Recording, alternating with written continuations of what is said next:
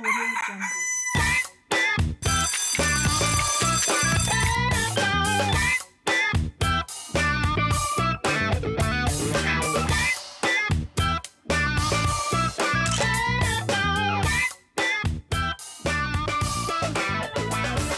Lundi 12 février 2018, il est pile 5h55 partout en Côte d'Ivoire. Merci d'être avec nous. C'est Matin Bonheur. Bon réveil à toutes et à tous. Merci de nous faire l'honneur donc de commencer la semaine avec RTI 1 Matin Bonheur. Premier rendez-vous, vous le savez, qui court jusqu'à 7h30 en ITC, en inédit. Bonjour, Mademoiselle Landry. Bonjour, Monsieur Gouvoy. Ça se voit que vous avez passé une très belle vacance, celle-là. Oui. Un visage reposé, oui, reposé, rayonnant. C'était bien, c'était super. On s'est bien amusé, on s'est bien reposé également, on a bien mangé. Et super. Et démarrer la semaine avec Matin Bonheur, c'est le gage d'une semaine remplie, pleine. Ah, je regarde là, d'accord? Une semaine pleine de gaieté. Donc, restez connectés, parce que toute l'équipe a concocté pour vous un menu délicieux. Aujourd'hui, on parlera d'une maison, d'une institution qui commence, depuis de nombreuses années, à s'être imposée. Aujourd'hui, on verra si son impact est véritablement, si cette maison a un impact véritable sur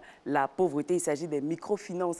Miss Les Ivoiriens veulent savoir sera également là avec son invité du jour. Bien sûr, quand on parle des Ivoiriens veulent savoir, on pense tout de suite à Gabriel Zani dans Instant Vérité. Et tous vos reportages sont là. Vous aurez tous vos reportages, nos comments. Et ce premier no comment qu'on vous propose, c'est un no comment qui vous retrace un peu l'histoire. Non, ça ne retrace pas l'histoire, c'est un tout petit bout. Voilà, un tout petit bout d'un groupe Oyo. Effectivement, c'est lundi matin. Donc, on va en zouglou. Voilà. Hey, on y va.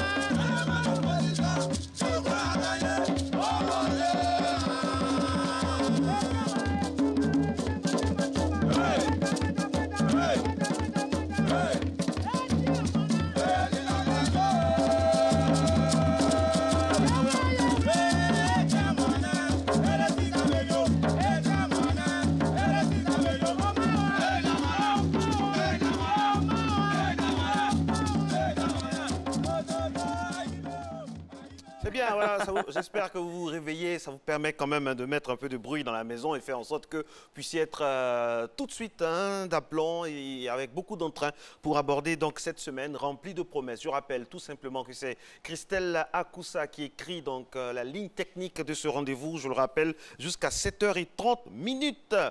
Alors, cette semaine est remplie donc d'événements. D'ici, on a la Saint-Valentin. Dans deux jours, exactement. Mais surtout, ce qui est très important pour tous les hommes, c'est bien sûr le début du carême. Pas que pour les hommes. N'est-ce pas, pas que pour les hommes, pour tout le monde. Pourquoi je dis pour les hommes? Parce que c'est le meilleur alibi, entre guillemets, quoi, voilà. Non, mais ça ne passe pas. Parce qu'après 18h, on peut célébrer l'amour avec sa femme. Voilà. Non, mais après 18h aussi, on peut dire à sa femme, bébé, restons dans la pénitence.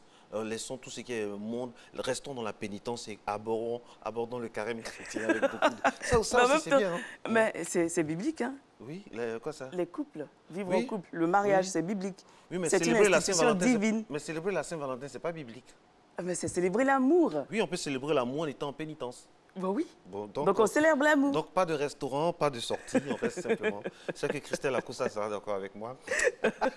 Allez, on va maintenant faire l'amour avec notre corps, parce que notre corps doit être toujours en bonne santé. C'est ce qui nous donne l'impulsion afin de vivre en pleine connexion avec le monde, avec tout ce qui nous entoure. C'est bien sûr la gym. Cette semaine, c'est Coach Kadi, normalement, qui s'y colle. On y va.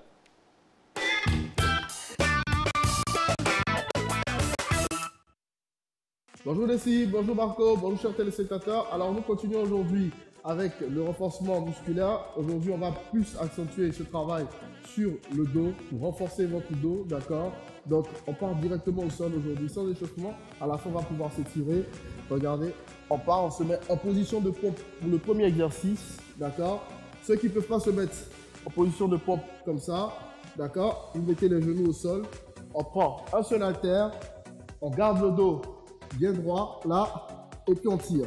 1, 2, d'accord. Sinon, pour ceux qui peuvent, on monte là.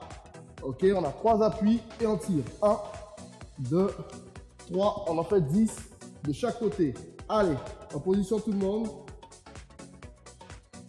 Allez, 3, 2, 1, top, c'est parti. 1, 2, 3, 4, 5, 6, 7, 8, 9 et 10. Super. On change directement de bras. Allez, 100 temps de repos. Top, c'est parti. 1, 2, 3, 4, 5, 6, 7, 8, 9 et 10. Super. Allez, on pose cette fois-ci les haltères. Ok. On se met sur le ventre. Là. Ok, on tend les bras devant, on joint les mains et on remonte là. 1, 2, on en fait 10, d'accord? 3, 2, 1, top, c'est parti. 1, 2, 3, 4, 5, contractez le fessier, contractez les abdos, 8, 9 et 10, super. Dès que vous finissez cet exercice, vous vous allongez cette fois-ci sur le dos, là. Ok. Et on lève la hanche, comme ça, et on revient, on frôle le sol, et on repart. On en fait 10 à 10, on garde cette position-là 10 secondes. Top, c'est parti. 1, 2, 3, 4, 5, 6, le nombril est bien rentré, 7, 8, 9, et 10, on bloque. 1, 2, le fessier doit être bien contracté, les ischio-jambiers aussi bien contractés. Allez, 3, 2, 1, ok, super. Allez, on repart encore, donc, pour un tour de tout ce circuit. Allez, premier exercice, donc, les pompes. On prend un haltère, ok, en position de pompe. 3, 2, 1, go. 1, 2, 3, 4, 5, 6, 7, 8, courage. 9, ok, super. Allez, on change de bras. Top, c'est parti. 1, 2, 3, 4, 5, 6, 7, 8, 9 et 10. Super. N'oubliez pas, ceux qui ne peuvent pas faire cet exercice, on appuie sur la pointe des pieds, vous gardez les genoux au sol. D'accord? Le fessier bien rentré et on remonte là. Allez, on part. Deuxième exercice. On s'allonge sur le ventre. Les abdominaux sont bien contractés, fessiers bien contractés, les bras tendus devant, les mains jointes et on remonte. Go! 1, 2, 3, 4, 5, 6, 7, 8, 9 et 10. Super. On s'allonge enfin sur le dos. Allez. On met les mains à plat. On lève la hanche. 10, go! 1, 2, le nombril est bien rentré. 3, 4, 5, 6, 7, 8, 9 et 10. Allez, on bloque. 1, 2, 3, couragez-vous. 4, 5, 6, allez, 7, 8, 9. Ok, super. Dès que vous finissez, allez vous mettez à 4 pattes là. On s'assoit sur le fessier. On tend les bras devant, on tire. Allez, on tire. 1, 2, 3, 4, 5. On revient à l'opposé là. On bascule. On descend le fessier et la hanche, on regarde le plafond, on se détend, on respire. Et on revient tout doucement. Alors, c'est tout pour aujourd'hui. Mais je vous donne rendez-vous demain pour finir en beauté la semaine. Allez, ciao! Coach Fabio, Marco, Eh vous oui, auriez voulu oui. voir hein, Coach Moi Kadi, mais non. Je voulais voir Coach Kadi, j'ai commencé à m'habituer à elle et puis voilà. Bah oui, on a la chance ici, on a un couple de coachs Oui. qui nous entretient tous les jours. Hein. Voilà, et Marco, Oui. pour le mercredi, pardon, pour la Saint-Valentin, si on les avait les deux, ce serait l'idéal. Hein. Ah Un oui. couple de coachs Ça, c'est en une train de bonne nous idée, montrer hein. des mouvements. Voir un peu quels sont les mouvements qu'on peut faire en gym. Hein. En gym, En bien couple. sûr, on parle de gym. Au niveau du couple, hein. Ce serait bien par exemple si on Ouais. devait faire le... Et il y a des couples qui nous suivent. Hein. Effectivement. Faut pas croire, il y a des couples qui nous suivent et qui font des mouvements à 6 heures. C'est un réflexe grâce à Matin Bonheur et ça fait plaisir. Hein. Ouais. Puis merci également de nous envoyer des mots, des messages, des suggestions sur la page. N'oubliez pas le hashtag Matin Bonheur, Instagram, Twitter, Facebook. Vraiment, on est très heureux de vous servir. Alors, où est-ce qu'elle nous emmène maintenant, la demoiselle Alors, Marco, on va aller ailleurs. Hein. On va changer carrément de cadence. On va aller découvrir un cabinet médical connecté. C'est où? Suivant ce reportage, pour en savoir davantage. Anaïs est employée dans un grand groupe immobilier installé aux portes de Paris. On lui a proposé d'expérimenter la cabine médicale connectée, récemment installée par son entreprise. Veuillez patienter le temps que le médecin se connecte. Voilà, je me présente, je suis le docteur Faure. En fait, ce matin, je ne me sens pas très bien, j'ai un peu mal à la gorge, ça me pique un peu. En face de la patiente et via un écran vidéo, le médecin va demander à la jeune femme de procéder elle-même à plusieurs examens. Prise de tension, de température, inspection du fond de gorge, tout se fait grâce à des appareils connectés, même le délicat examen des tympans. Vous allez donc rentrer l'otoscope le plus profondément possible, ça ne va pas vous blesser, ça ne va pas vous faire mal. Vous allez avoir le retour sur l'écran. C'est la partie qui est blanche, vous voyez, nacrée, qui est au fond. Une vingtaine de minutes plus tard, le médecin fait imprimer à distance une ordonnance pour sa patiente et fait suivre un compte-rendu au médecin traitant. J'ai mon ordonnance, je peux faire un saut tout de suite pour aller chercher mes médicaments. Je n'ai pas besoin d'attendre le soir à mon retour du travail pour trouver un médecin disponible et pour trouver une pharmacie encore ouverte. Donc oui, j'ai vraiment l'impression d'avoir gagné du temps avec la même efficacité que pour une consultation classique. Installé en cabinet, généralement situé non loin de la cabine, le médecin a un retour son et vidéo, mais il reconnaît que cela ne remplace pas un examen en face à face. Un patient qui a une douleur abdominale ne rentrera pas dans la cabine de téléconsultation. De même cas, une douleur thoracique voilà, il y a des critères d'exclusion. Conçue par la société H4D, cette cabine de télémédecine se veut unique au monde à ce niveau de prestation. Reste à obtenir une prise en charge par la sécurité sociale, car jusqu'à présent, tout est financé par des assurances et des mutuelles. L'entreprise paye de son côté 3 à 5 000 euros de location par mois. La seule chose que je peux vous dire, c'est que au plus on rendra simple l'accès au remboursement, au plus on pourra répondre très clairement à cette problématique de l'accès aux soins dans les déserts médicaux qui pénalisent aujourd'hui entre 4,5 et 5 millions de Français au quotidien. La cabine connectée sera-t-elle l'une des solutions aux déserts médicaux? Pour l'instant, seule une quarantaine ont déjà été installées, dont une quinzaine à l'étranger. Mais la petite entreprise française promet d'en vendre plusieurs centaines d'ici 1 an et demi. Absolument. Et ça, c'est la clinique de demain, pendant que Serge Dacoury est en train de draguer Nessie. Je souffre sur ce plateau, hein. Franchement. Eva, je vais garder Nessie. Attention à vous. Hein. Voilà, tout ça, c'est de la bonne humeur, mesdames et messieurs. Serge Dacoury est avec nous. Bonjour, Serge. Bonjour, Marco. Bonjour, Nessie. Tout à l'heure, avec vous, on va parler de sport, bien sûr. Mais avant, pour vous mettre en appétit, est-ce que vous connaissez, vous avez peur des femmes qui ont la force? La force, c'est-à-dire? La force physique. Ah. Vous avez peur? Un physique imposant. Un physique imposant. Mais ce n'est pas le cas de Nessie. Non, Nessie, Ah, c'est non, la mais- douceur, tout ça, mais une force interne. Hein. Ben oui. Alors, je vous envoie à travers ce reportage dans l'haltérophilie au féminin. Voici ce que ça donne. Pa, pa, pa. Ces jeunes femmes sont la seule équipe féminine irakienne d'haltérophilie. Chaque jour, pendant 3 heures, elle s'entraîne dans cette salle vétuste du quartier populaire de Sadr City. Hoda, 21 ans, est la première haltérophile à avoir rejoint l'équipe à sa création en 2011. Certains disent que je défie les hommes, que les femmes ne font pas d'haltérophilie. Je leur dis non, je défie les hommes et nous pouvons faire tout ce qu'ils font. S'ils pratiquent ce sport, alors nous aussi. Il n'y a pas de différence entre les hommes et les femmes. C'est Abbas Ahmad, ancien entraîneur chez les hommes, qui a été appelé par la fédération pour former une équipe féminine.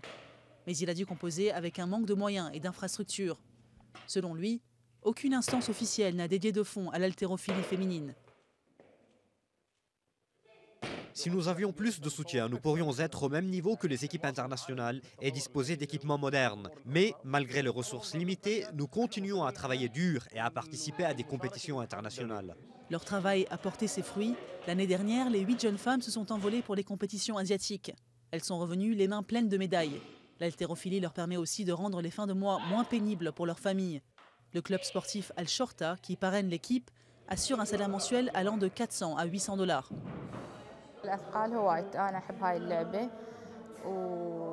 J'adore l'haltérophilie et grâce à ce sport, je gagne un salaire pour ma famille et moi-même. Et dans ce gymnase ici, nous sommes devenus des championnes.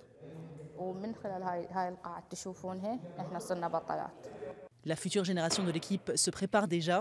Ses plus jeunes membres rêvent de participer un jour aux Jeux Olympiques. Sur le plateau, donc. De Matin Bonheur. Oh, Marco, une cavalière pareille pour la Saint-Valentin, c'est l'idéal. Non, merci. Pour vous, vous. Elle va vous porter jusque dans la chambre. Non, le Seigneur me porte comme ça déjà. ça me suffit. Et vous aussi, vous avez une rivale comme ça la Saint-Valentin? Non, mais elle a la place. Hein. Elle a la place. Vous avez la place? Non, elle a la place, oui. Elle a la place. Pas de bagarre, pas de discussion. On règle ça à l'amiable, quoi. Ah bah oui. Le dialogue. À l'amiable. Le dialogue. Alors, Serge Zakoury, vous êtes avec nous pour nous parler de sport. Merci. Merci beaucoup. Oui, on a Merci. compris, on a compris. Et votre voix, elle a eu le temps de se reposer parce que hier, vous étiez au stade. Oui, effectivement. Pour la narration de Africa FC Nouadhibou dans la cuvette du stade de Fort-Boigny pour les besoins de la Coupe de la Confédération. Et c'est justement avec ça qu'on commence. Les équipes ivoiriennes en Coupes africaines. Mais avant, on a le jingle. Il va y avoir du sport. On y va.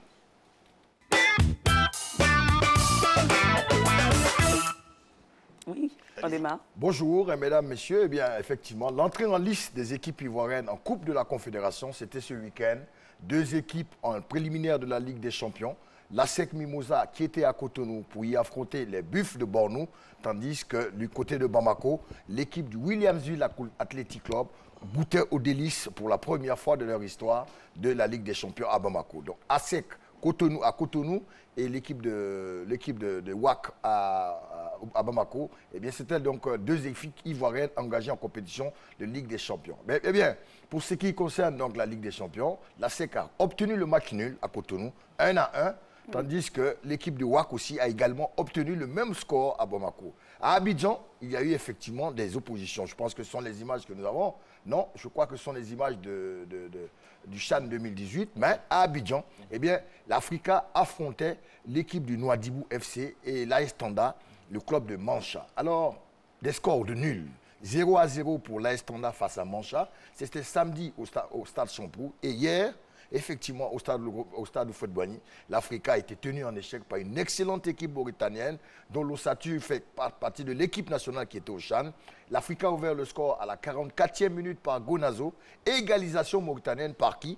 Un Ivoirien qui a émigré du côté de la Mauritanie, Dépodé Ezekiel Jacob. Ce n'est pas un nom qui sonne mauritanien, mais c'est l'ex-joueur de l'ASEC Mimosa qui a allé moyenner son talent en Mauritanie et qui a égalisé. 1-1, tel a été le score. Donc, si on peut être satisfait des performances des équipes engagées en Ligue des Champions, un peu de déception à Abidjan, car un résultat 1-1 pour l'Africa avant le déplacement à Nouakchott dans 2 semaines, ce n'est pas vraiment un bon résultat. Maintenant, la réalité d'hier n'est pas celle de demain. On espère que l'Africa va se transcender à Nouakchott pour revenir également sûrement avec la qualification. Ça va être difficile. Parce que comme vous le dites toujours, chaque match a son histoire. Ouais. Alors le Tour d'Europe maintenant en football, ça donne quoi? Eh bien, le Tour d'Europe en football, ça donne une victoire du Paris Saint-Germain avec une facilité déconcertante. 1-0 à Toulouse face à l'équipe de Mas Gradel. Neymar a fait le boulot, il a été l'homme du match. Neymar qui 4 jours avant a fêté son anniversaire en dépensant 131 millions à la place Vendôme en recevant tout le gratin. Vous n'étiez pas invité? Vous n'êtes spécialiste de sport? Non, pas du tout. Ah bon? C'est un scandale. Alors, Ben, la prochaine fois, Neymar, invitez Serge Dacoury. Voilà, franchement. Eh bien, donc, Paris est leader. Paris a gagné à Toulouse. Marseille a été tenu en échec par Saint-Etienne, 2 buts partout. Eh bien, Lyon a été battu à domicile hier par une belle équipe de Rennes, coachée par qui? Devinez, Sabri Lamouchi, l'ex-entraîneur des éléphants de Côte d'Ivoire. En Angleterre, Manchester City est souverain. Intraitable, ils ont gagné à plate couture 4-1 l'équipe de Crystal Palace, 5-1 avec un triplé de Kun Agüero. En Espagne, eh bien, le Barça a été tenu en échec par le promu Retafe, 0-0. Messi n'a pas marqué, tandis que, eh bien, à 4 jours de la Ligue des Champions, Cristiano Ronaldo s'est signalé à Santiago Bernabéu. Victoire éclatante du Real Madrid sur la Real Sociedad, 5-2 avec un triplé de CR7 à 4 jours de cette grande messe de la Ligue des Champions qui démarre demain. L'information pour le PSG, c'est que le Real encaisse toujours. Effectivement, le Real encaisse toujours. Dessus. Voilà, le PSG peut capitaliser dessus avec sa triplette Edison Cavani, Kylian Mbappé et Neymar. Paris espère réaliser un grand coup à Santiago Bernabéu. Et en plus, une nouvelle, les billets sont vendus au marché noir jusqu'à 15 millions de francs CFA. Des billets habituellement qui oscillaient entre 50 000 et 900 000. Pour voir le duel Cristiano Ronaldo opposé à Neymar, eh bien, ça monte. L'inflation est galopante au niveau des tickets parce que tout le monde veut voir ce spectacle mercredi prochain. Restez sur RTI, bien entendu, à Santiago Bernabéu, Real Madrid opposé au PSG. Voilà. Et votre pronostic, écoutez, à Madrid, quand on entend la sonnette de la Ligue des Champions, Cristiano Ronaldo est intraitable. C'est vrai qu'ils vont gagner, mais ce ne sera pas une victoire large. Vous pensez qu'ils vont gagner? Oui, une victoire étriquée. Vous mouillez, hein? Oui, une Neymar, il est plus en forme que jamais. Oui, Neymar est jeune, mais Cristiano est un habitué des grands rendez-vous. Quand il y a la musiquette de la Ligue des Champions, il se transcende et fait tout pour marquer un but. Ah oui, il y a quelque chose de magique. Et regardez bien les visages des joueurs quand ils entrent. Quand on met la musique de la Ligue des Champions, même le joueur, je m'excuse, même le joueur de mon village devient vraiment à au moins 3e poumon. Ah oui, c'est une compétition majeure, c'est une compétition lucrative et c'est la compétition où c'est une exposition des meilleurs joueurs et des meilleurs clubs d'Europe. Et donc, on fait tout pour être à la hauteur. Et puis Serge Dacoury et Nessi, n'oubliez pas qu'un match Real de Madrid, du Real de Madrid du Barça, que ce soit à des milliers de kilomètres, il y a une incidence économique sur les maquis, les bars, sur tous les endroits publics à Abidjan. Et c'est vraiment, c'est pas possible, quoi. Donc il faut savoir qu'à partir de demain, il y aura déjà une ouverture pour cette Ligue des Champions au Juventus Stadium. Gigi Buffon et la Juventus qui reçoivent Tottenham de Harry Kane et de Serge Aurier. C'est RTI 1. Et le lendemain, eh bien, comme je le disais, Santiago Bernabéu, entre le Real Madrid et l'équipe de PSG, pour des 8e de finale qui s'annoncent explosives, avec la qualité des 22 acteurs, eh bien, vous aurez du spectacle sur ce rectangle vert. Et surtout sur RTI 1 toujours, restez sur notre chaîne, on vous restitue un peu toutes les vibrations de ces moments importants de football. Mais si vous êtes pour qui? Real, Paris? PSG. Elle a donné Neymar. Non, c'est CR7, il a glané trop de trophées. Il faudrait laisser la part belle aux plus jeunes. Donc je suis pour Neymar. Mais l'anniversaire de Neymar, moi, ça me traumatise. Vous avez dit combien de millions? 131 millions en 2 heures de temps. Ça, c'est avec la main gauche. 131 millions. Il faut savoir qu'il gagne beaucoup d'argent à Paris. Bon, il peut se permettre le luxe en une soirée. Je rappelle que le budget anniversaire de Nessi que nous sommes en train d'élaborer s'élève pour le moment. Est-ce que je dois dire la somme? 15 000 francs. 15 000 naira. Alors la suite. On n'est pas sur la même planète. Parlons de naira, justement. On est au Nigeria. Et est-ce que vous savez, par exemple, que le Nigeria fait partie donc des délégations aux Jeux Olympiques d'hiver? Ah oui, beaucoup d'Africains allaient s'interroger. Il n'y a pas d'hiver en Afrique. Et pourquoi des Africains sont aux Jeux Olympiques de Pyongyang? Il y a 8 pays. Il y a 8 pays africains invités aux Jeux Olympiques de Pyongyang qui ont démarré depuis vendredi dernier. Eh bien, on parle de 92 pays et dans 17 disciplines. Alors, est-ce que les Ivoiriens connaissent ce qu'on appelle le patinage artistique? Oui, quand même, on le sait. Oui, le biathlon, je ne pense pas. Le ski de fond, le ski acrobatique, le snowboard. Eh bien, voilà autant de disciplines pratiquées dans ces Jeux Olympiques de Pyongyang. Après Sochi, c'était en Russie il y a 2 ans. Eh bien, la planète olympique de sport d'hiver est donc du côté de la Corée du Sud depuis vendredi dernier. Eh bien, la France s'attendait à faire un raz-de-marée. Eh bien, malheureusement, le porte-drapeau en biathlon, Martin Fourcade, a été 8e dans sa discipline. C'était avant-hier. Déception. Mais par contre, une jeune de 19 ans en ski de fond, Pierrenne Lafont, a permis à la France d'obtenir sa première médaille d'or. Sinon, la première médaille a été obtenue par je crois, une Norvégienne. Elle s'appelle Kala Christophe. Elle a donc obtenu la première médaille décernée à ces Jeux Olympiques. Mais pour l'instant, c'est 8 pays africains invités. Aucune médaille n'a été récoltée par nos Africains. Mais la participation, c'est déjà quelque chose de pas mal. Oui, mais participer, l'essentiel, c'est plus de participer, hein, c'est fini ça. Il faut gagner. Hein. Il faut Togo, Nigeria. Togo, Nigeria. Hein? J'y crois, il y a de l'espoir. Égypte. Il y a de l'espoir. Togo, Nigeria, Égypte, Maroc.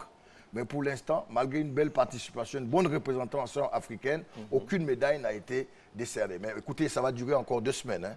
D'ici là, on espère que les pays africains pourront glaner des médailles, mais ça va être difficile. Oui, ça va être difficile. Le Togo est représenté donc par Mathilde Amavi Petitjean, épouse Petitjean. Et puis la particularité de la délégation du Nigeria, c'est que les Nigérianes, elles sont 4. Hein. Elles sont 4 précisément. Il y a Sun Adigun, Ngozi Oumere, Akoma, Ome Aoga. Ce sont des athlètes hein, qui ont participé aux Jeux africains de Brazzaville, mais qui sont polyvalentes, qui vont représenter le pays. Ça fait du bien. Ouais. Et on espère qu'un jour, les Français viendront ici en Côte d'Ivoire pour les Jeux de l'Harmattan. Les Jeux de l'Harmattan. Elle est bien bonne celle-là. Allez, cette fois-ci, on part pour le championnat national de volleyball. Eh bien, effectivement, au Côte d'Ivoire, il y avait championnat de volleyball ce week-end. Du côté du stade Robert Champrou de Marcory, eh bien, les habitués n'ont pas tremblé. Hein. L'INJS, l'Institut national en hommes, a battu Phoenix 3-7-0, 25-13, 25-15, 25-23. Ivoire Volleyball Club a battu Port-Boué 3-7-0. Et là, vous voyez le président de la fédération, Touré Sanga, qui est aussi président de la zone 3. L'AS Police a battu la société Omnisport de l'armée 3-7-0. Et en dames, il faut savoir que la SEC caracole en tête. Hein. La SEC est invincible dans cette discipline en dames. La SEC a battu Son 3-7-0, 25-5, 25-4 et 25-5. Descartes a pulvérisé le Stella Club 3-7-1, 26-28, 25-23, 25-12, 25-21. Ça a été un peu difficile, mais Descartes s'est imposé face au Stella. En gros, les favoris n'ont pas été bousculés. La hiérarchie a été complètement respectée dans cette discipline, autant en hommes qu'en dames. C'était le week-end dernier en volleyball, ici en Côte d'Ivoire. Alors, Serge, nous avons encore 3 minutes, tellement vous avez été concis. Alors, est-ce qu'il y a d'autres sujets qu'on peut aborder dans le volet sport, des informations? Mais pour ceux qui suivent... On n'a pas encore d'entraîneur. Oui, en Côte d'Ivoire. En Côte d'Ivoire, on n'a pas encore d'entraîneur. Vous avez des informations à nous donner? Ben, écoutez, on va attendre comme d'habitude au dernier moment pour courir dans tous les sens. Logiquement, on devait prendre un entraîneur, mais étant donné que la compétition de la Côte d'Ivoire en senior, qui devait démarrer en mars, a été repoussée par la CAF en octobre, parce qu'on devait, par rapport au calendrier des équipes africaines qualifiées pour le mondial, donc on a repoussé les dates. Et donc, comme le premier match des éléphants seniors est pour le mois d'octobre, la fédération a jugé bon pour le moment de pouvoir attendre et mieux se préparer pour prendre un entraîneur, car aujourd'hui, les Ivoiriens, pour la plupart, veulent un local. Certains estiment que les expatriés ne font pas l'affaire. Et donc, quel local peut-on avoir pour la sélection de Côte d'Ivoire? Vous avez des noms, vous avez une idée? Ben, écoutez, en Côte d'Ivoire, il y a beaucoup d'entraîneurs locaux qui sont là. Et il y en a qui sont à l'extérieur. Il y en a qui sont à l'extérieur, comme Zawi, qui est réclamé à corps et à cri par un certain nombre de Est-ce que lui, ça l'intéresse de revenir? Mais Zawi, actuellement, a un contrat en bonne et due forme avec le Niger. Aussi, il postule pour la place ou des sélectionneurs en Guinée. Parce qu'il y a un appel à candidature qui a été lancé. Le sélectionneur a été limogé après la mauvaise prestation au Chan, l'AP Bangoura. Donc la Guinée est sans sélectionneur. Zawi postule actuellement pour être sélectionneur avec la Guinée. Pour l'instant, donc, étant donné que le prochain match des Ivoiriens, c'est en octobre 2018, vous voyez que nous sommes seulement en février, il y a encore 5 mois. Autant ne pas se précipiter et tout faire pour avoir un entraîneur qui fera l'unanimité auprès des 28 millions d'Ivoiriens qui sont devenus tous des spécialistes de football. Je suis d'accord, mais quand même, ce n'est pas parce que c'est en octobre qu'on ne peut pas anticiper et qu'on va attendre au dernier moment. Ça, c'est vrai. On peut anticiper aussi. Pourquoi l'anticipation n'est pas dans nos... Quel est le profil d'entraîneur que vous souhaitez? Non, le profil d'entraîneur, c'est que la fédération doit faire en sorte, ou bien tous les acteurs du football doivent faire en sorte qu'on ait un entraîneur. Oui, mais... Le plus tôt possible et anticipé. Parce que quel que soit l'entraîneur qu'on va prendre, même si c'est Trapattoni, à 2 ou 3 mois d'une compétition, après on va retomber dans les mêmes travers. Pour l'instant, il faut anticiper. Pour l'instant, effectivement, je pense que vous avez raison, mais pour l'instant, l'entraîneur n'a pas encore été choisi, mais je pense que dans ces jours qui viennent, la fédération va faire tout pour trouver un entraîneur, ouvrir encore un appel à candidature. Cette fois-ci, la tendance va pour un local. Maintenant, quel est le local qui a la capacité de pouvoir gérer cette équipe de Côte d'Ivoire. Beaucoup de noms circulent, il y en a, mais on verra d'ici là qui va être choisi. Parce que cette équipe de Côte d'Ivoire, je pense qu'il faut faire quand même ce qu'on appelle une tape rase de certaines choses. Il y a des anciens qui doivent quitter le navire, recomposer avec les jeunes, qui sont l'avenir. Oui, l'environnement. L'environnement, c'est très important. Avec les Wilfried Zaha, Maxwell Cornet, c'est la jeunesse montante. C'est vrai que les résultats pour l'instant ne plaident pas en faveur de cette équipe, mais il faut avoir de l'espoir, qu'il y a de la qualité, il y a des jeunes qui montent, et avec ces jeunes, on peut rebâtir un effectif. Vous savez, dans le football, il y a des périodes hausses et des périodes basses. La Côte d'Ivoire connaît en ce moment une petite période basse, mais je pense que d'ici là, on va rebondir, car il y a de la qualité, pourvu qu'il soit bien encadré et qu'il y ait un bon programme de préparation. Un bon programme de préparation, vous l'avez dit. Merci beaucoup, Serge Dacoury. Ce fut un plaisir pour vous. Ce fut un plaisir pour nous d'avoir aussi les informations sportives que vous venez de nous passer. Bonne Saint-Valentin. Merci. Et comment vous allez célébrer la Saint-Valentin? Ah, avec beaucoup de prières. Je pense que c'est mieux d'être à l'église. Hein. C'est important. Merci beaucoup. C'est important. Allez, on va passer au JT des informations générales avec Maïs Sako. Elle est bien installée, mais avant, c'est le moment pour vous de savoir s'il va pleuvoir ou s'il va faire chaud avec la météo.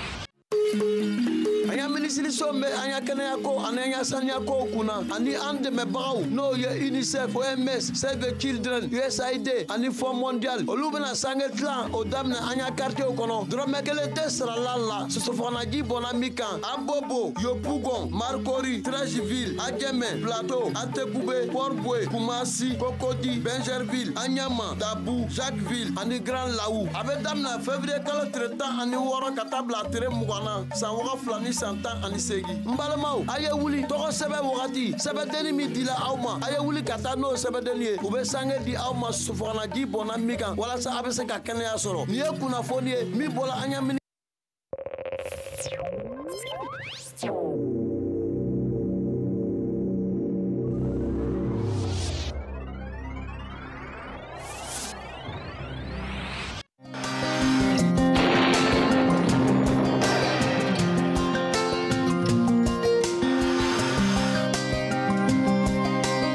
MTN, everywhere you go.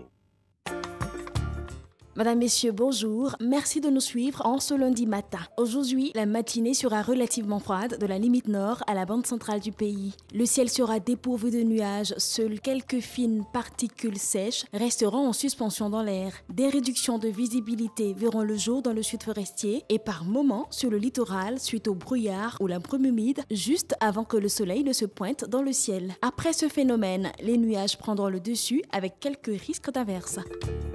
Les températures au lever de ce jour, 27 à Abidjan, à Diaké nous donne 26 degrés, 25 à Bandoukou, 26 degrés pour Boaké, 25 degrés à Daloa, 26 à Dimbokro et à Gagnoa, 24 à Korogo, 23 degrés pour Man et Odiéné, 26 degrés à San Pedro et à Sassandra, 25 pour Tabou et Yamoussoukro. Cet après-midi, la forte insolation et la bonne présence d'humidité sur le littoral et le sud forestier entraîneront des développements nuageux. Des coups de tonnerre seront entendus par moments dans le sud forestier avec parfois de la pluie. En allant vers les régions plus au nord, le ciel sera de moins en moins chargé et les vents secs domineront dans ces régions avec les fines particules sèches en suspension dans l'air.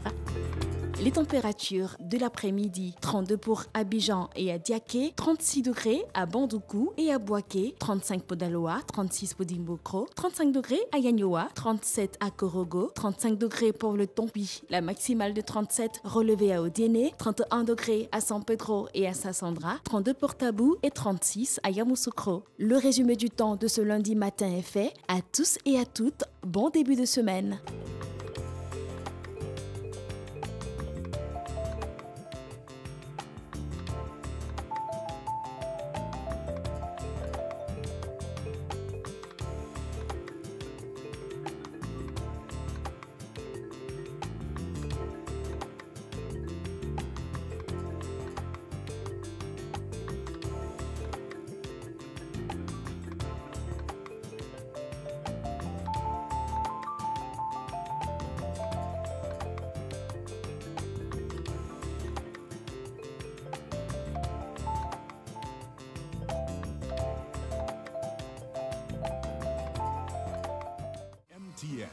everywhere you go.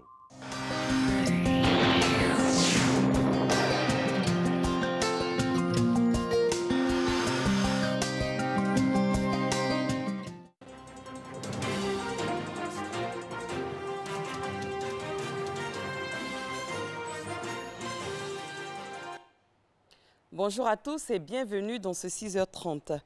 Afin d'élaborer une stratégie efficace pour la préservation de ces forêts, le Conseil régional de la Mai a organisé les États généraux de la forêt de la région. Il s'est agi d'identifier les problèmes liés à ce secteur et de trouver des solutions pour la préservation du couvert forestier de la région de la Mai.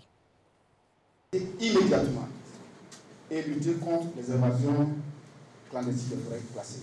Déloger tous les clandestins des forêts classées, reclasser les forêts relativement mieux conservées pour sauvegarder les espèces forestières et la faune.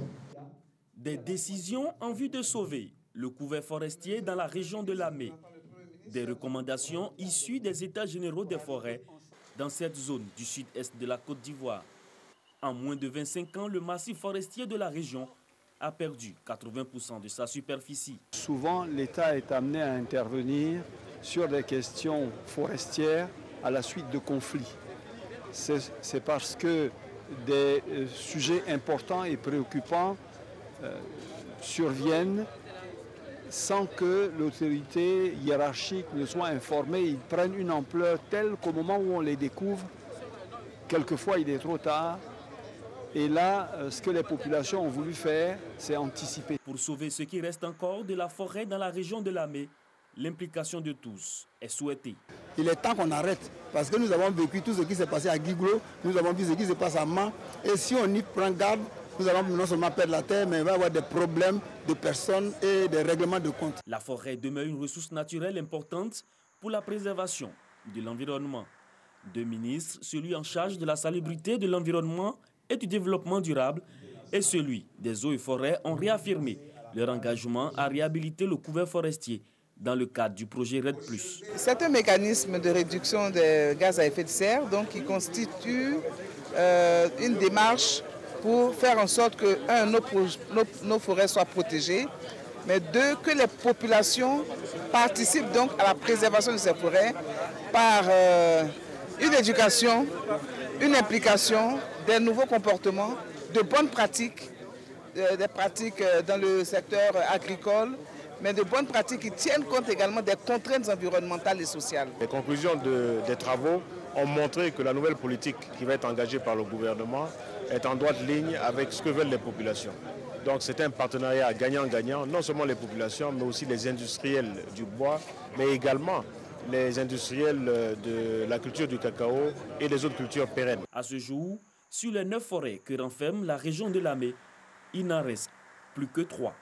Plusieurs organisations non gouvernementales dans la région ont donc reçu à cet effet des conventions de partenariat dans le cadre du projet RED+. Il s'agira pour elles de mener des actions de reboisement dans différentes localités de la région. C'était un reportage signé Godefroy Okambawa. Les 16 agences du système des Nations Unies font le point des activités de leur coopération avec la Côte d'Ivoire à Assini. Pour cette année, les Nations Unies entendent renforcer leur accompagnement afin de permettre au pays de réaliser des projets importants tels que la priorisation et l'intégration des objectifs de développement durable dans le programme national de développement visant à assurer de meilleures conditions de vie aux populations. Le bilan de l'année écoulée et dégager les nouveaux axes d'accompagnement de la Côte d'Ivoire sont les motifs qui ont réuni pendant 2 jours les 16 agences des Nations Unies résidant dans le pays. Le bilan de l'action 2017 s'est révélé fructueux, mais de grandes perspectives s'annoncent pour l'année en cours. Vous savez que l'année 2018, c'est l'année donc de la revue à mi-parcours du PND. Là, nous allons accompagner le gouvernement dans le cadre de la revue. Nous allons le faire simultanément ou concomitamment avec la revue de notre cadre de coopération, de manière à voir comment mieux articuler donc les 2 documents, que sont le PND et le CPE des Nations Unies. Les projections de la coopération entre la Côte d'Ivoire et les équipes pays devront également s'étendre sur d'autres projets, à savoir l'amélioration de la qualité des dépenses publiques, la mise en œuvre du projet de registre national des personnes physiques et la mobilisation des ressources du plan national de développement estimé à 30 000 milliards de francs CFA. La ministre du Plan et du Développement, Niali Kaba, a réaffirmé l'engagement du gouvernement ivoirien à faire bon usage des suggestions de ces assises. Il nous faudra concevoir et mettre en œuvre des programmes conjoints tout en restant conformes aux procédures budgétaires nationales. Par ailleurs, je voudrais donner l'assurance que toutes les contributions et suggestions pertinentes enregistrées au cours de ces 2 journées seront traitées avec soin et diligence par le gouvernement. Les priorités pour cette coopération 2018 restent l'intégration des objectifs de développement durable, ODD, dans le plan national de développement et le renforcement de l'appareil statistique national pour un meilleur suivi de ces objectifs. Des actions qui s'inscrivent dans l'agenda 2030 à 2063 de l'Union africaine. Autonomisation de la femme à travers des formations dans les petits métiers. Les IFEF, Instituts de formation et d'éducation de la femme, forment depuis des années les filles issues des familles modestes. L'installation de ces jeunes filles après leur formation se pose avec acuité par manque de moyens financiers et d'accompagnement adéquat. Les auditrices en couture de l'IFEF de Toumoudi n'échappent pas à cette triste réalité. Elles sont à la recherche de 40 machines à coudre et des accessoires de couture. Elles ont exprimé ce besoin au cours d'une cérémonie où ces filles en fin de formation ont offert plus de 100 tenues scolaires aux enfants démunis du département de Toumoudi. Soro Corona. Plus de 100 tenues scolaires distribuées aux écoliers démunis du département de Toumoudi. Un don pour accompagner la politique de l'école obligatoire initiée depuis 2 ans par le président de la République, Alassane Ouattara. Une initiative des responsables et des auditrices de l'Institut de formation et d'éducation de la femme de Toumoudi, don reçu comme une bouffée d'oxygène pour les nombreux parents d'élèves. Prétexte principal de ce don de tenue scolaire, un soutien en matériel pour l'installation des auditrices de ce centre en fin de formation. Issues en majorité des familles défavorisées, l'insertion de ces filles dans le tissu social devient une difficile équation à résoudre. Les parents n'ont pas les moyens pour nous aider. Donc si nos directrices n'ont pas eu les moyens aussi pour nous aider, ça serait un peu compliqué. Nous avons besoin de machines à coudre. 40 machines à coudre et accessoires de couture. Les besoins des auditrices de l'IFEF de Toumoudi. L'installation des auditrices en fin de formation n'est pas spécifique à Toumoudi seulement. Les IFEF du pays connaissent ces mêmes difficultés. Je demande aux autorités de la ville de Toumoudi et les personnes de bonne volonté qui voudraient bien aider les filles. C'est vrai, c'est le cas de l'IFEF de Toumoudi, mais il y a beaucoup de filles qui finissent et c'est le souci de toutes les directrices. Ça fait mal de voir sa fille qui a fini, même qu'elle soit meilleure, et elle reste à la maison parce que les parents n'ont pas les moyens. L'Institut de formation et d'éducation de la femme de Toumoudi a ouvert ses portes depuis 1999 et a formé plus de 1000 filles. Direction Lourdes qui est et reste pour les chrétiens catholiques du monde un haut de spiritualité et de renforcement de la foi. Les Ivoiriens chaque année y sont présents et parmi eux des malades, des handicapés et des invalides pris en charge intégralement par le gouvernement à travers la Direction générale des cultes. On en parle avec Eugène Atoubé. Chaque année, c'est le même rituel. Les pèlerins de Côte d'Ivoire, spécialement ceux de l'association Notre-Dame du Salut Antenne Côte d'Ivoire, se rendent sur les pas de Bernadette, à Lourdes. C'est le cas des personnes invalides, frappées de handicap ou malades. Leur présence est une réponse à l'appel de Jésus-Christ, leur disant « Venez à moi et vous verrez ». Des pèlerins heureux. Heureux surtout que la mère de Jésus vienne à eux pour les conduire à son Fils. Ce bonheur trouve sa source dans leur cheminement spirituel. Formation, enseignement, connaissance de Dieu et approfondissement de la foi.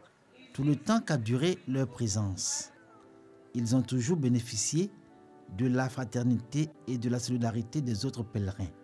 Chacun, quelle que soit sa catégorie socio-professionnelle, a fait œuvre de miséricorde envers les malades.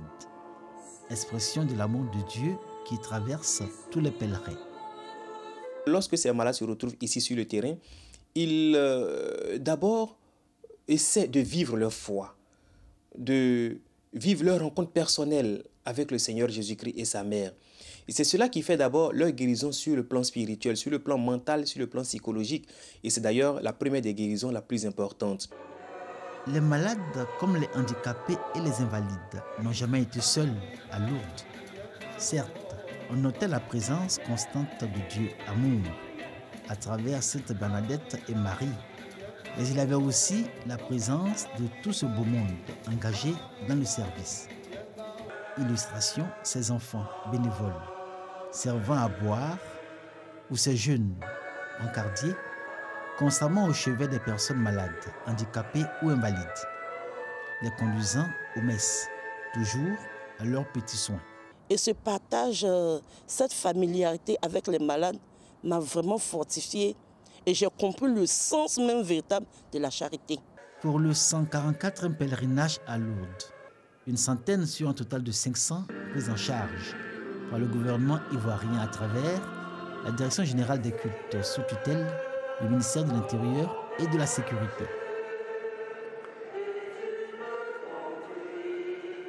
C'est dans un esprit d'unité, de réconciliation, la répercussion immédiate de ces prières-là peuvent permettre à la Côte d'Ivoire de pouvoir aller de l'avant. Le pèlerinage à Lourdes pour l'association Notre-Dame de Salut Antenne Côte d'Ivoire a été le témoignage des œuvres de miséricorde. Avec Dieu, tout est possible. Quand nous voyons ces malades, ils pouvaient rester chez eux et dire que de toutes les façons, moi je ne peux plus espérer. Mais ils sont venus et ils ont fait tout ce trajet avec nous pour dire que la compassion de Dieu agit toujours dans notre vie.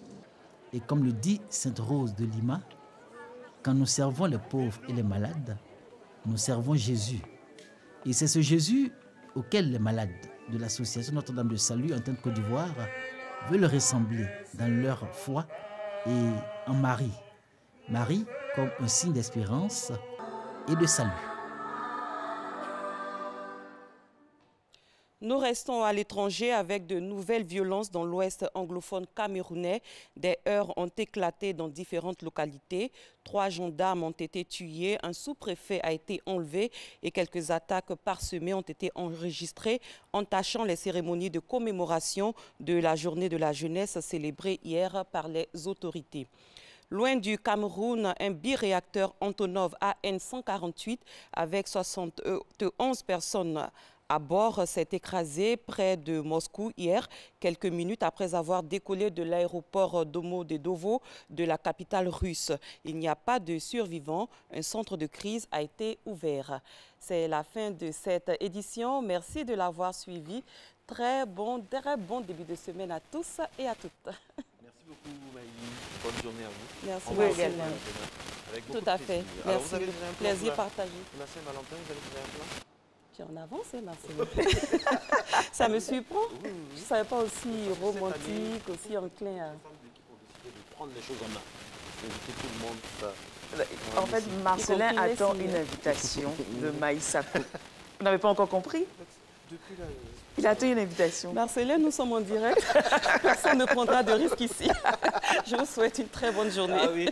Marco, il y a de bonnes chances. Hein? Grande diplomate. Merci. Il y a de bonnes chances qu'elle vous invite. C'est un plaisir de vous avoir pour le journal et de vous taquiner, de vous titiller un peu. Vous avez des nouvelles d'Hamza, on le salue. Hein. J'espère qu'il se repose bien afin de venir parce que c'est toujours un plaisir d'avoir l'info représentée dans Matin Bonheur à travers Hamza Diaby et surtout Maïsako.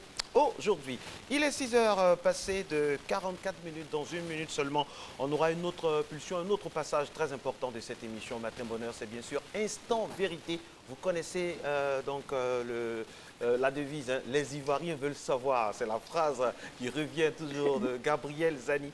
Aujourd'hui, comme invité, Monsieur Adama Touré, président de la coordination des gares routières. Le thème très important, le renouvellement du parc automobile qui fait partie de toutes ces informations.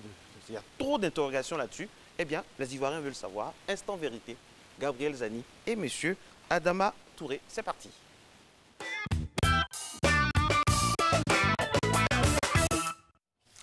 Bonjour à tous, mesdames et messieurs. C'est avec beaucoup de plaisir que je vous retrouve dans Instant Vérité. Depuis une décennie, des épaves sont en circulation en Côte d'Ivoire. Les accidents, la pollution sont les conséquences directes des 90 000 véhicules de transport dont l'âge varie entre 15 et 25 ans. Comme solution, le gouvernement propose le renouvellement du parc automobile. La réponse du gouvernement est refusée par certains transporteurs, notamment la coordination nationale des gares routières de Côte d'Ivoire.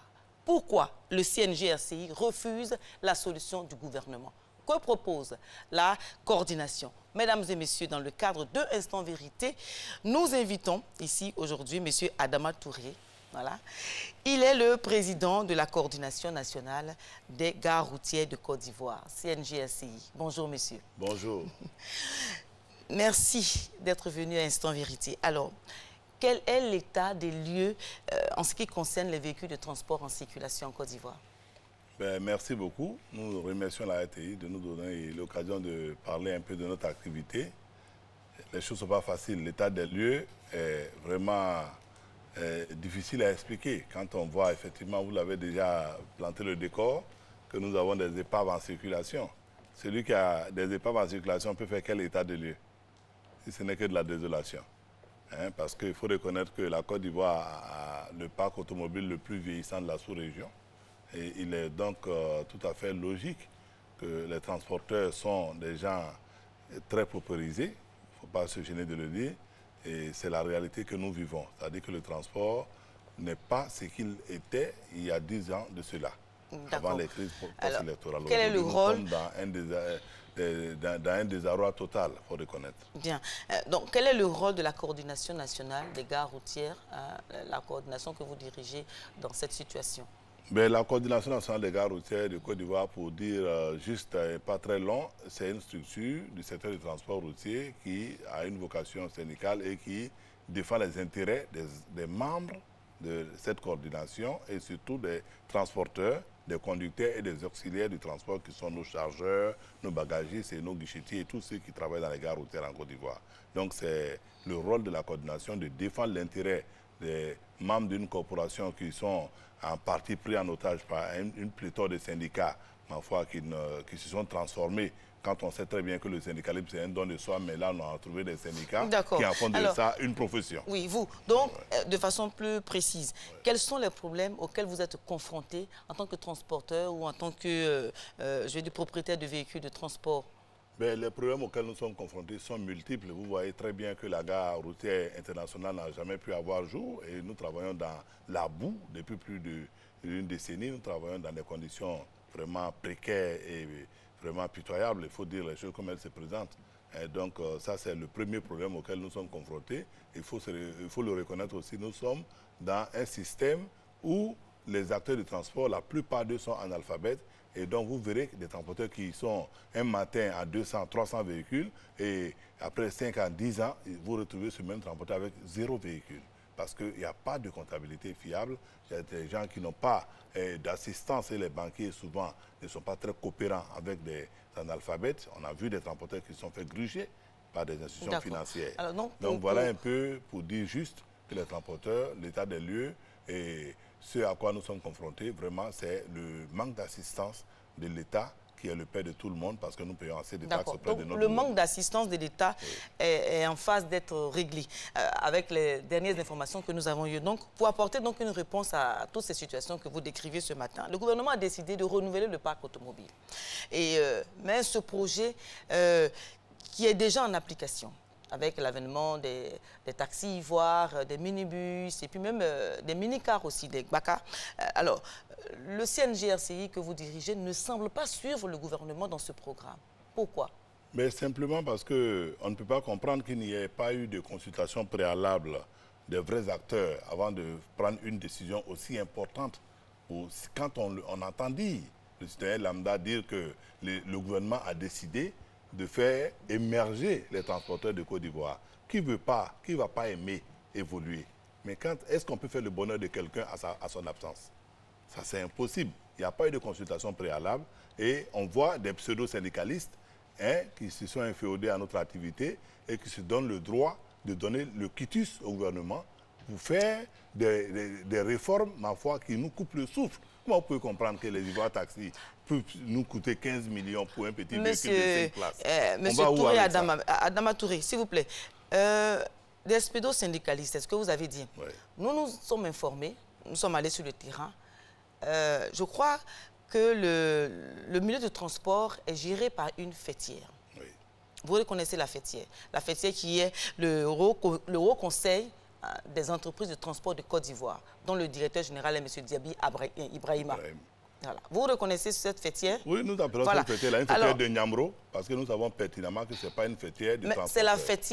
C'est la fêtière qui vous a représenté auprès du gouvernement pour discuter. Pas du tout. Pas du tout, non. Expliquez-vous. Cette fêtière ne nous a pas représenté. On a un secteur d'activité, il y a plus de 100 000 adhérents et 105 personnes ne peuvent pas se prévaloir d'être nos représentants parce qu'ils ont eu le cutus d'un ministre des Transports. Parce que cette fêtière a été mise sur les fonds baptismaux par le précédent ministre des Transports qui les a réunis à l'hôtel président Yamoussoukro en notre absence et à l'absence de la plus grande partie de la majorité des transporteurs de Côte d'Ivoire, simplement parce qu'ils voulaient faire passer des réformes. Alors nous n'appelons pas ça une fêtière, nous appelons ça des gens aux ordres. Et nous sommes désolés de vous le dire. S'il vous plaît, ce ne sont pas accepter que ces individus-là puissent dire qu'ils nous représentent pendant que nous ne sommes pas d'accord. Pourquoi nous disons que nous ne sommes pas d'accord? Si nous représentent, nous devons être d'accord. Alors, n'empêche, est-ce que le programme du gouvernement, le renouvellement du parc automobile, vous intéresse, oui ou non? Ça nous intéresse à plus d'un titre et nous sommes pressés que le gouvernement commence par le commencement. D'abord, une consultation préalable tout simplement des acteurs du transport et que nous puissions passer à comprendre. Quand vous dites que le gouvernement ne vous a pas associé... On nous impose des marques de véhicules qui ne peuvent pas faire notre affaire. S'il vous plaît, quand vous dites que le gouvernement ne vous a pas associé, c'est quand même très difficile à croire. Un tel projet d'une telle envergure ne peut pas être fait sans, au préalable, associer les acteurs des transports que vous êtes. Ce n'est pas possible. Malheureusement, c'est ce qui se passe. Parce que nul ne peut dire que nous, la coordination des gares routières, nous n'existons pas. Nous avons eu, personne ne peut le dire. Nous avons eu les responsables du Fonds du développement du transport routier. Voilà. Ils nous ont assuré, ces responsables nous ont assuré que les entreprises de transport, donc les acteurs, ont été associés, ont été carrément associés à cette prise de mesure, prise de décision. Je suis content quand vous citez des structures qui sont tous dans la même fêtière que le Haut Conseil. Parce que quand vous me parlez du Fonds de développement du transport routier, qui est dirigé par un responsable du cabinet du ministère des Transports. Non, ce que vous dites, nous, on n'en sait rien du tout. Non, on sait qu'il y a le fonds du développement. Le fonds du développement est dirigé par le cabinet du ministère des Transports. Nous, on le sait, c'est notre activité. Vous ne le savez pas, ce n'est pas votre activité. Mais nous vous le disons, et c'est des choses qui peuvent être vérifiées. C'est dirigé par le cabinet du ministre, donc il n'y a pas de souci pour nous. Et nous, on sait que c'est le même cabinet qui a mis sur les fonds baptismaux le Haut Conseil. Alors, donc, l'un mis dans l'autre, nous, on ne se reconnaît pas dans cette forfaiture-là. Parce qu'on ne peut pas nous imposer des représentants. À l'an 2020, à l'horizon de l'an 2020, on ne peut pas accepter qu'on ne peut pas pour être plus précis sur le sujet, qu'est-ce que vous préférez, vous, transporteurs? Vous préférez des anciens véhicules ou les nouveaux véhicules? Personne ne peut vous le dire. Mais on ne peut pas souhaiter non plus que l'on nous donne des véhicules à nous couper le souffle. Parce que imaginez qu'on nous donne des véhicules, comme je viens de le dire, un véhicule de 5 places, que nous pouvons acquérir pratiquement à 5 à 6 millions. Nous savons, nous avons eu la chance de visiter toutes les usines pratiquement dans le monde. Moi, j'ai eu cette chance-là, grâce à l'État de Côte d'Ivoire, que je remercie. On a été dans toutes les usines en Asie et on a vu que les véhicules ne coûtent pas ce qu'on nous dit aujourd'hui en Côte d'Ivoire. Comme un petit véhicule qu'on peut avoir à 5 millions, on vient nous donner ça dans le cadre d'un soi-disant projet du Fonds de développement du transport à 15 millions. Mais après avoir payé les 15 millions, vous retrouverez avec des épaves. Ça, c'est d'un. Et de deux. On ne peut pas imposer une marque de véhicule à un secteur d'activité aussi capital que le transport. Il n'a pas été imposé une marque de véhicule. Ça a été imposé. Pourquoi? S'il vous plaît. Nous avons eu les informations selon lesquelles... Quand on s'enferme dans un groupuscule d'individus... Nous avons rencontré d'autres transporteurs. Mais les transporteurs sont... Les arguments que vous avancez sont très différents de ce qu'ils nous ont dit. Mais justement, vous pouvez raconter des transporteurs qui sont dans cette fêtière, comme vous le disiez. Mais vous ne pouvez pas aussi, moi, me dire que je ne suis pas transporteur. Vous ne pouvez pas m'occulter que tous les autres transporteurs sont dans la fêtière, sont au ministère des Transports. Donc, tous les transporteurs ne travaillent pas au ministère des Transports. C'est très clair. Vous dites là que la coordination nationale des gares routières ne représente pas des transporteurs. Si c'est ce que vous le dites et nous avons compris le débat. Parce que nous ne pouvons pas concevoir cela. Nous représentons un grand nombre de transporteurs et c'est vérifiable partout, surtout dans la plus grande gare routière de Côte d'Ivoire qui est à Djamé. Ce n'est pas la mer à boire. Non, donc, c'est des choses qu'on peut toucher du doigt. Alors, si vous allez là, que vous voyez des transporteurs, propriétaires de véhicules, qui vous disent qu'ils ne sont pas concernés par ce qui se dit dans les masses médias, parce qu'on ne sait même pas quels sont les critères pour pouvoir acquérir ces véhicules-là. Il faut forcément que vous soyez dans le Haut Conseil. On veut nous obliger à rentrer dans le moule du Haut Conseil pour nous détruire. Monsieur Adama Touré, Monsieur Adama Touré, écoutez, vous ne pouvez pas aussi admettre que tous ceux que nous avons interrogés qui ne partagent pas vos points de vue sont du ministère des Transports. C'est la question, en fait. Ne personnalisons pas le débat. Quand vous dites vos points de vue, vous ne parlez pas de transport, vous parlez du point de vue des transporteurs. Moi, je ne parle pas au nom de Touré Adama. Touré Adama n'est qu'un individu. Je ne me sous-estime pas, mais je dis que ce n'est pas une affaire personnelle. C'est une affaire d'activité et je réponds au nom de mes adhérents et des gens qui m'ont fait confiance de me mettre à la tête de leur structure. Et je ne peux pas faire plaisir à quelqu'un parce que un groupuscule aurait accepté une réforme qui leur est favorable. Parce qu'il y a des individus dans notre secteur d'activité qui, depuis ils existent, ils sont dans le secteur, n'ont jamais eu un véhicule. Et donc, imaginez qu'on vient donner un véhicule neuf à cet individu-là. Mais il court là-dessus et il dit qu'il a eu le ciel. Et nous, on sait pertinemment qu'au bout du fil, mais pourquoi on ne nous parle plus des 100 premiers véhicules taxis qui ont été donnés? On ne nous parle que d'Ivoire Taxi. Il y a eu le Renault Logan qui a été donné avant qu'on arrive d'abord à Ivoire Taxi. On ne nous fait pas le point de cela, on vient parler de dans le débat. Nous allons évoluer. Allons-y droit au but. Il y a 60 de ces véhicules-là qui sont déjà en La question la plus directe, est-ce que le gouvernement, quand ta voiture devient un danger pour la population, est-ce que l'État a le droit de faire changer cette voiture? Oui ou non? La réponse est oui ou non? Non. L'État n'a pas le droit. Quand la voiture devient un danger pour la population, l'État, vous dites que l'État n'a pas le... Oui. Et c'est quand le conducteur est un danger parce que l'État l'a mal formé par le biais de ses moniteurs d'auto-école. Quand la voiture devient une épave, quand la voiture devient une insécurité... Une épave ne peut pas être une insécurité quand elle est stationnée. C'est parce qu'un individu est au volant d'un véhicule et qui le déplace, qui endeuille les familles. Il ne faut pas mettre la charrue avant les bœufs. Et si l'État vend des permis de conduire aux gens et qu'on vient nous faire porter le chapeau parce que nos véhicules sont vieux, parce qu'on est pauvre, donc on veut nous clouer au pilori simplement parce qu'on est pauvre. Ça, c'est un véritable problème. Il ne s'agit pas de cela. C'est de cela qu'il s'agit. Non, il ne faut pas se L'État ivoirien est en train de faire quelque chose qui ne peut pas aller. Je ne suis pas au-delà du débat. Je dis que l'État ne veut pas reconnaître sa responsabilité. Les permis de conduire sont vendus en Côte d'Ivoire. Mais le premier rôle... Sans avoir touché un volant, on donne des permis de conduire à des individus. Le rôle régalien de l'État, c'est d'assurer la sécurité des populations. Que c'est nos véhicules qui sont en épave. Un véhicule vieux peut conduire décemment. Le rôle de l'État, c'est d'assurer la sécurité des Ivoiriens. La sécurité de l'État, c'est de pouvoir former les moniteurs d'auto-école et avoir des véhicules pour apprendre les gens à conduire dans les auto-écoles. Ça, c'est le premier rôle de l'État. Avant de donner un diplôme à un individu, il faut être sûr qu'il a concouru légalement et avec les règles de l'art. On ne donne pas un permis de conduire à quelqu'un et lui demander d'aller apprendre à conduire. On ne parle pas de permis de conduire. Alors, mais on en arrive. Parce que vous voulez nous faire porter le chapeau des accidents pléthoriques qui se passent parce que nos véhicules sont vieux. On n'accepterait pas. Le ministre l'a bien fait. Ça, c'est pas vous. Laissez le ministre, s'il vous plaît, monsieur Adama Touré. Monsieur Adama Touré, laissez le ministre. Si vous voulez renouveler le parc automobile, venez, on va renouveler ensemble, en nous asseyant autour d'une table, en choisissant les modes d'acquisition de ces véhicules, les coûts de ces véhicules, dans un consensus. Mais simplement ça, et on va être d'accord. Les transporteurs ont été consultés, ont été conviés à des réunions.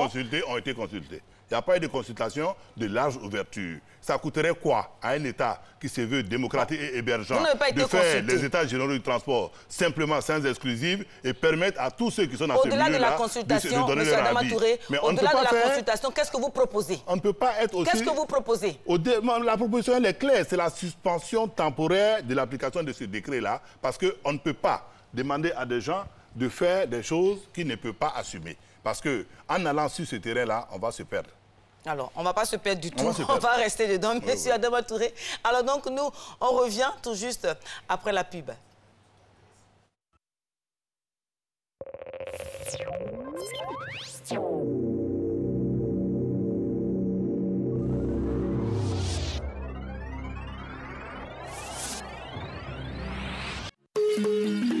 Minisiri sombe anya kɛnɛya ko ani an ka saniya ko kunna ani an dɛmɛbagaw n'o ye UNICEF, OMS, Save the Children, USAID ani Fonds mondial olu bɛna sange tilan o daminɛ an ka quartier kɔnɔ dɔrɔmɛ kelen tɛ sarala la sosofaganaji bɔnna min kan Abobo, Yopougon, Marcory, Treichville, Adjamé, Plateau, Atekoubé, Port-Boué, Koumassi, Cocody, Bingerville, Agnama, Dabou, Jacquesville ani Grand Laou a bɛ daminɛ février kalo tile 16 ka taa bila tile 20 na san wɔɔrɔ fila ni san 10 ani segi n balimaw a ye wuli tɔgɔ sɛbɛn wagati sɛbɛndenni min dila aw ma a ye wuli ka taa n'o sɛbɛndenni ye u bɛ sange di aw ma sosofaganaji bɔnna min kan walasa a bɛ se ka kɛnɛya sɔrɔ nin ye kunnafoni ye min bɔra an ɲa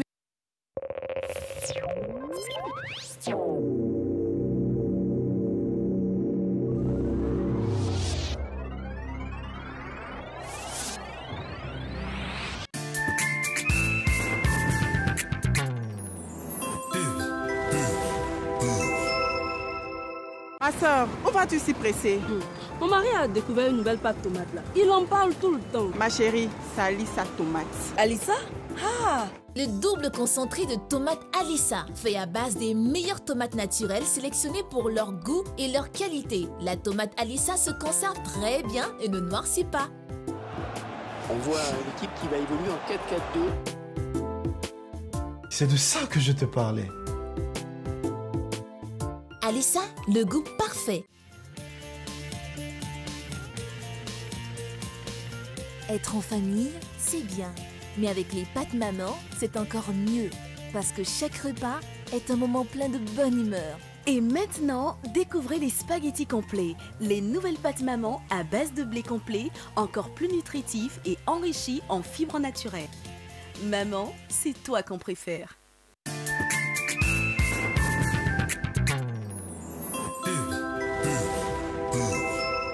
Voilà, mesdames et messieurs, nous sommes de retour dans Matin Bonheur et vous suivez Instant Vérité. Nous parlions avec M. Adama Touré. Il est le président de la coordination des gares routières de Côte d'Ivoire. Alors, M. Adama Touré, au-delà du fait que vous n'ayez pas été consulté par le gouvernement, la chose que vous dénoncez, vous avez dit également dans des entretiens qu'un aval de 25 millions de francs CFA aurait été demandé aux transporteurs. On veut bien comprendre. Mais il faut préciser les choses. Quand on dit un aval de 25 millions a été demandé aux transporteurs, c'est par rapport au car.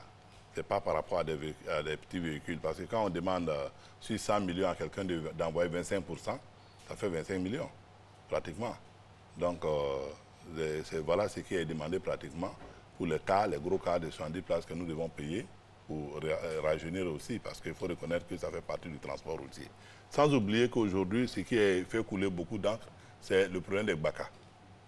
Alors, en ce qui concerne les BACA, qu'est-ce qui a été décidé? Les autocars, minibus, ce qui a été décidé est encore, je peux dire, dans les tiroirs du Fonds de développement du transport routier. Je ne sais pas s'il y a une peur en eux qui fait qu'ils n'ont pas le courage de nous donner les montants, mais ils nous disent qu'ils ont réceptionné déjà près de 300 véhicules, mais ils n'ont pas encore eu à nous convoquer à une réunion où on peut nous dire combien va coûter ces véhicules et quelles sont les modalités. Donc vous reconnaissez qu'à des réunions, vous êtes convoqués. Non, oui, vous reconnaissez qu'à des réunions, vous êtes convoqués. On est convoqués. On n'a jamais été convoqué à une réunion du Fonds de développement du transport. On va aller sur ce point-là. Le Fonds de développement du transport agit on va aller sur ce point-là. Et nous disons les choses clairement. Le Fonds de développement du transport a dit qu'il n'a jamais demandé à un transporteur de payer 25 millions de francs CFA, mais plutôt à chaque transporteur de payer 3% de la valeur du véhicule qu'il désire acquérir. Oui, mais qu'est-ce que vous en pensez? Quel est votre commentaire là-dessus? Oui, mon commentaire, il est clair. Le Fonds de développement du transport n'a jamais donné de cas de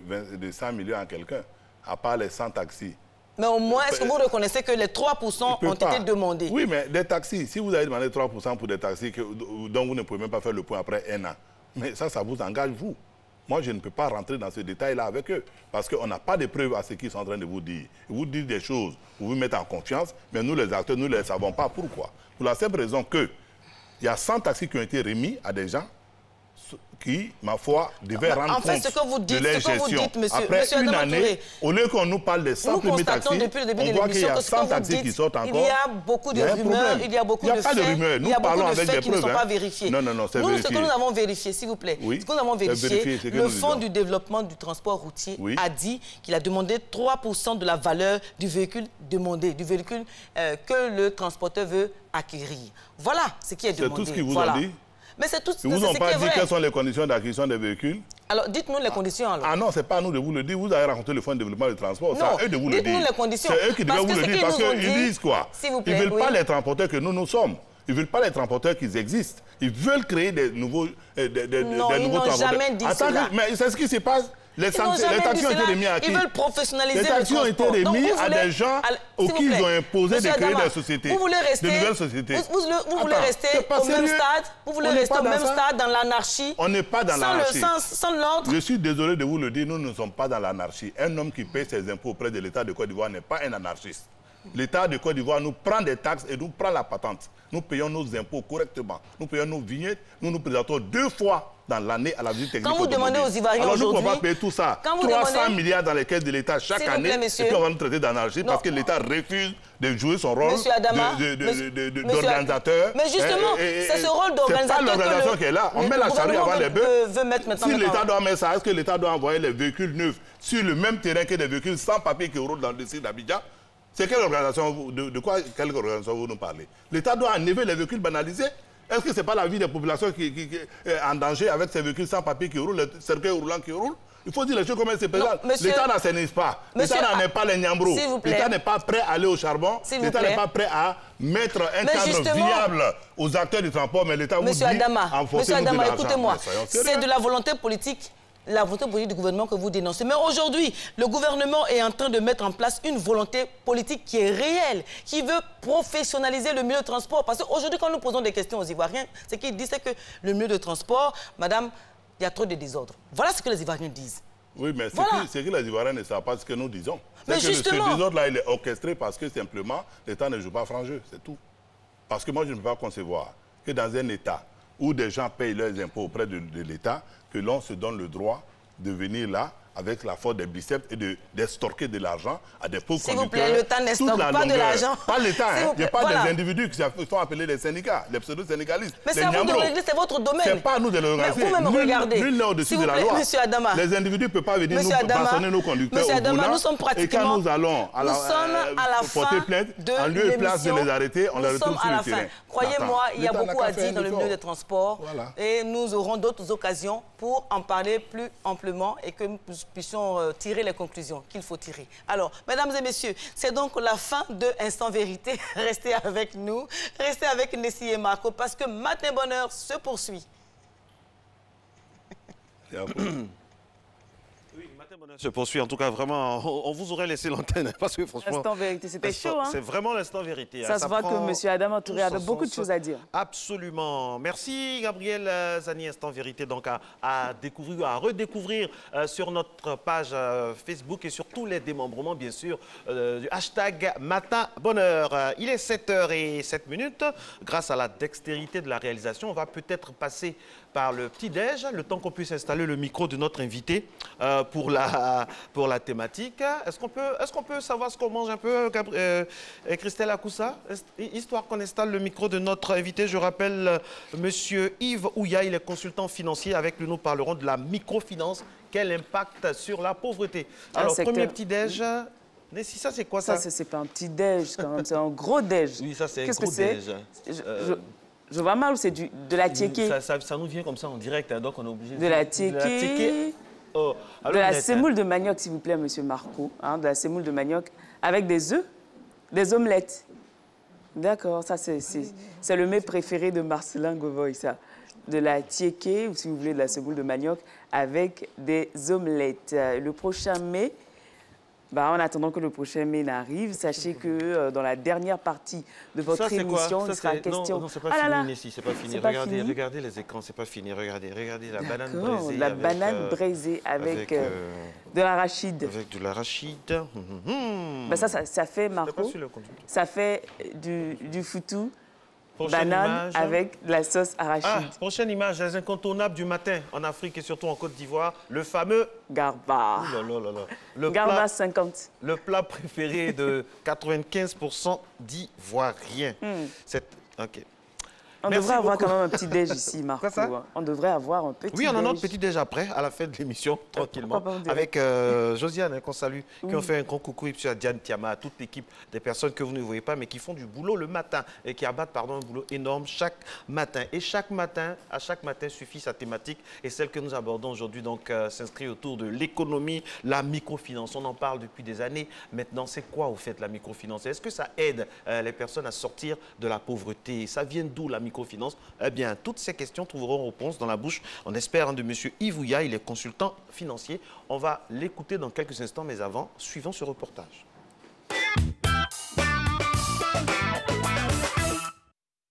Réduire la pauvreté est une préoccupation majeure sous tous les cieux depuis toujours. Cette réalité est beaucoup plus prononcée sous nos tropiques où le pourcentage de population pauvre est encore plus élevé. Il s'agit de combattre cette gangrène et de la réduire au maximum. C'est dans cette optique que les économistes, les institutions nationales et les gouvernements travaillent afin de définir l'instrument le mieux adapté à cette lutte. Ainsi, l'une des actions ciblées dans les pays en voie de développement est la mise sur place des microfinances. Une microfinance, c'est une institution financière qui offre des services financiers à des personnes qui n'ont pas accès aux états bancaires. C'est une institution financière qui accorde des crédits aux populations visant à améliorer leurs conditions de vie. C'est une organisation qui offre des services financiers à des personnes à revenus modestes qui n'ont pas accès au système bancaire. C'est une institution financière qui a un dossier de capital au-dessus de 1 million. La microfinance désigne l'offre de produits et services financiers aux populations pauvres et exclut des systèmes financiers traditionnels. Le microcrédit constitue la dimension la plus connue de la microfinance. Toutefois, une diversité de produits et services est également proposée comme les comptes courants, l'épargne et le transfert d'argent. Une microfinance peut aider les populations à lutter contre la pauvreté sur plusieurs plans. Du fait qu'elle les accorde des crédits. Ce crédit sert forcément à améliorer leurs conditions de vie, d'autant plus qu'ils utilisent ce crédit pour faire avancer leur activité. En finançant les personnes dans le formel, ils leur permettront d'agrandir leur activité, ce qui leur permettra d'être dans de meilleures conditions, dans leur maison, dans leur famille. La microfinance peut jouer plusieurs rôles dans ce sens-là, à aider la population à sortir de la pauvreté. Son premier rôle qu'il peut jouer, c'est de pousser et contribuer la population à économiser, à épargner, parce que dans le monde d'aujourd'hui, qui dit épargne, puisse contribuer à un développement. Ce système financier charrie des valeurs hautement morales de responsabilité, de solidarité et de participation. Elle contribue à réduire la pauvreté par le financement des petites et moyennes entreprises, la favorisation de l'auto-emploi. Elle aide à la valorisation des talents existants, à la création des richesses et de petites activités permettant à certaines couches de la population d'avoir un revenu pouvant garantir leur autonomie financière. Alors, une microfinance peut permettre à un individu qui est dans le formel d'agrandir son activité, étant donné qu'il n'a pas accès aux banques, aux crédits bancaires. Donc, en ayant ces crédits-là, cela va permettre à cet individu d'augmenter son activité, d'agrandir son activité. Elle permet à des personnes pauvres d'avoir une situation stable. Aujourd'hui, cette personne peut se régulariser au niveau de l'État en faisant des papiers ou en payant des taxes. Cela contribue au développement du pays. Donc, je pense que la microfinance développe le pays à travers les actions qu'elle mène.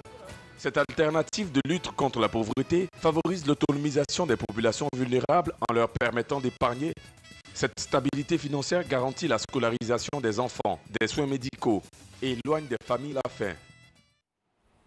Voilà, de retour sur le plateau de Matin Bonheur pour aborder la dernière phase de votre émission. Notre invité est installé, il est consultant financier, c'est Monsieur Yves Oulaye. Bienvenue sur le plateau de Matin Bonheur. Ouya.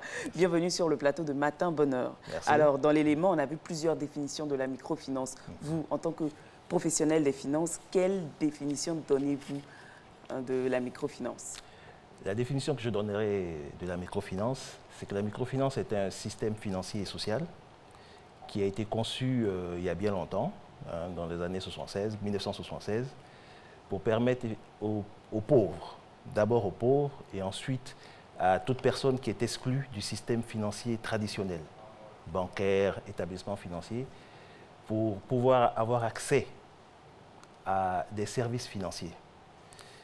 Et pour revenir à l'historique, c'est que en 1976, Mohamed Younous, qui est un ressortissant du Bangladesh, prix Nobel d'ailleurs, a donc conçu ce système en travaillant au départ avec 42 femmes dans une région très pauvre du Bangladesh. Et il avait à l'époque constaté qu'en prêtant de petites sommes à ces femmes, elles pouvaient créer des richesses et pouvoir effectivement sortir progressivement de la pauvreté. C'est dans ce cadre effectivement que la microfinance a été créée. Voilà. Et donc, depuis le travail donc, de Mohamed Gounous a vraiment fait des émules à travers le monde entier. Aujourd'hui, donc, il est à la tête vraiment d'un empire financier avec près de 28 millions de déposants. Alors, ce qu'on aimerait savoir, comment se portent les microfinances chez nous ici en Côte d'Ivoire? Et puis, est-ce qu'on peut se faire un peu un petit historique de l'histoire de la microfinance estampillée Côte d'Ivoire? Bien. La microfinance estampillée Côte d'Ivoire, pour en parler, il faut revenir effectivement à la période, je dirais, de l'apogée du miracle ivoirien. La Côte d'Ivoire ne s'est pas intéressée au départ à la microfinance. Elle s'est intéressée au mouvement associatif. Parce que nous n'étions pas un pays pauvre à cette époque-là. Et au moment où donc, le Bangladesh, la microfinance a été lancée, pour rappel, nous en Côte d'Ivoire, nous nous situons autour de 10% de pauvreté. Et ce qui a été conçu, ça a été donc des grands ensembles, comme la BNDA, pour pouvoir accompagner le milieu rural. Malheureusement, nous avons connu le mirage économique. Et ceci a donc entraîné un vide. La BNDA n'existait plus. Il fallait que la Côte d'Ivoire trouve une solution. Et cette solution a été trouvée par les COPEC. Donc progressivement, les COPEC se sont installés. Et l'UEMOA, à l'époque, a constaté qu'il y avait un engouement. C'était un moyen de pouvoir mobiliser l'épargne. Et il y a donc eu des réglementations progressives qui ont permis effectivement d'arriver d'abord à la création de la FENACOPEC, ensuite à la création de l'UNACOPEC. Et par la suite, je dirais qu'il y a eu une crise. Il y a une crise importante, on va dire dans les années 2000. Et on est passé de 73 structures de microfinance à 52, parce qu'il fallait assainir. Et en même temps, il y a quand même eu un renouvellement qui a permis aujourd'hui à la microfinance d'avoir une progression. Quand on parle de microfinance en Côte d'Ivoire, on parle aujourd'hui, en 2016, de 210 milliards de dépôts. Wow. On parle aujourd'hui d'1,7 million de déposants. On parle aujourd'hui de 190 milliards de prêts en cours. Wow. Et il y a un élément qui est quand même important, c'est que commencer dans le milieu rural, comme ça a été précisé dans votre documentaire, la microfinance s'est étendue à beaucoup de services. Donc aujourd'hui, quand je prends par exemple, lorsqu'il y a eu l'édition La Finance Engage, il a été bien précisé que sur 945 milliards mobilisés pour les PME, la microfinance a mobilisé 118 milliards, environ 12,5%. Donc ça veut dire que c'est un secteur qui a son importance du point de vue économique en Côte d'Ivoire. C'est vrai, c'est un secteur qui a son importance du point de vue économique, vous l'avez dit. Mais quelle est la spécificité des microfinances en Afrique de façon générale et en Côte d'Ivoire en particulier? Parce qu'au Bangladesh, ça a été créé pour accompagner les pauvres. Et ici, en Afrique, comment on a su adapter la microfinance? Bon, ce que je dirais, pour revenir, on va recentrer sur la Côte d'Ivoire. Parce que normalement, pour la Côte d'Ivoire, je crois qu'il y a quand même, on va dire, un problème intrinsèque, qui est que la microfinance en Côte d'Ivoire a été déplacée, on va dire, du secteur rural, puisque avant, c'était géré par le ministère de l'Agriculture. C'est-à-dire tout ce qui était associatif était géré entièrement par le ministère de l'Agriculture, les COPEC. Et ça a été déplacé vers le ministère de l'Économie et des Finances. Donc ça veut dire qu'on a estimé à un moment donné qu'il fallait que nous nous orientons vers on va dire un assainissement, une rentabilité du secteur. Or, tout le monde sait que rentabilité et sociale ne vont pas toujours ensemble. Et c'est dans ce cadre, effectivement, qu'on peut dire que quand on regarde aujourd'hui la microfinance en Côte d'Ivoire, elle a quand même des caractéristiques qui sont paradoxales. Je vais vous dire, par exemple, que 70% des microfinances en Côte d'Ivoire sont urbaines, pour un pays qui est rural. On peut vous dire aussi que 81% de ces microfinances sont dans le sud, à peine 8% dans le nord. Donc, alors que le nord est connu pour être un milieu plus rural que le sud en Côte d'Ivoire. Voilà. Donc, c'est-à-dire que nous pouvons noter, a priori, que les microfinances en Côte d'Ivoire, tout en agissant effectivement contre une certaine pauvreté, n'agissent pas comme il se doit sur les pauvretés rurales. À vous entendre, il faut une certaine refonte du système des microfinances dans notre pays pour avoir plus d'effets, c'est cela? je n'utiliserai pas le terme refonte, j'utiliserai plutôt le terme amélioration. Ou réorientation. Réorientation, voilà, parce que ce qui est fait est positif. Est positif dans le sens où il y a quand même une bonne partie d'exclus du système financier traditionnel qui réussissent à s'intégrer, à pouvoir avoir des possibilités d'investir parce qu'elles ont accès à des services de microfinance. Mais au niveau rural, c'est beaucoup plus complexe.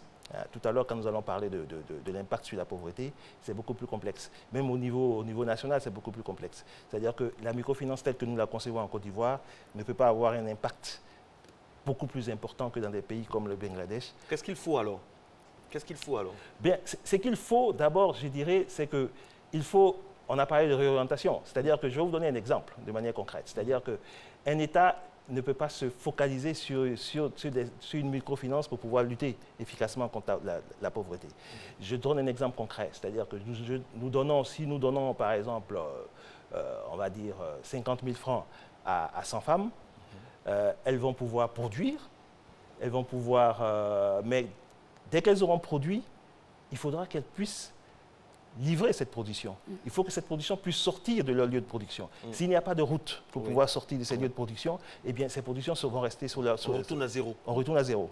S'il n'y a pas, par exemple, même si elles réussissent à sortir cette production, qu'elles se font de l'argent, qu'elles font un bénéfice, s'il n'y a pas de centre de santé aux environs et qu'il y a un malade, eh bien, le peu de revenus qu'elles auront obtenus vont automatiquement aller à être utilisés pour pouvoir se soigner en ville. Et elles vont donc revenir au point de départ. Cela veut donc dire que l'État a une responsabilité pour créer le cadre et l'environnement pour que les actions comme les actions des microfinances soient efficaces. Effectivement. Parlons de l'État. Quelle est l'attitude de l'État vis-à-vis des microfinances? Ce que je dirais, c'est que, comme tout État, l'État a compris très vite que c'est un moyen de mobilisation d'épargne. C'est un partenaire. C'est un partenaire. Donc, pas seulement l'État de Côte d'Ivoire, mais l'UEMOA, dans l'ensemble, l'a compris. Et il y a eu beaucoup de réglementations qui ont permis de mieux organiser ces microfinances. Est-ce que c'est un partenaire qui est toujours en adéquation avec les banques dites traditionnelles? Ou bien parfois, il y a dichotomie? Bon, ce qu'on peut dire, c'est que... aujourd'hui, ce n'est pas qu'il y ait dichotomie, parce que les banques ont vite compris l'enjeu.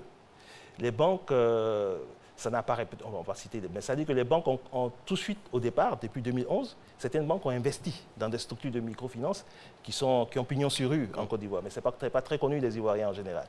Et on a une des banques qui, aujourd'hui, s'est affichée. Elle s'est affichée en décembre 2015 comme un acteur. Elle a créé une filiale pour être actrice dans la microfinance. Ça veut dire qu'elles sont conscientes effectivement que c'est un secteur qui peut leur être utile. Mais la problématique qui se pose, c'est que je dirais qu'il y a un problème dans la gestion entre les microfinances et les banques. C'est un problème de fond qui consiste par l'État et par tous ceux qui organisent à dire effectivement qu'une microfinance doit travailler avec l'informel et être amené à devenir demain une structure identique à une banque.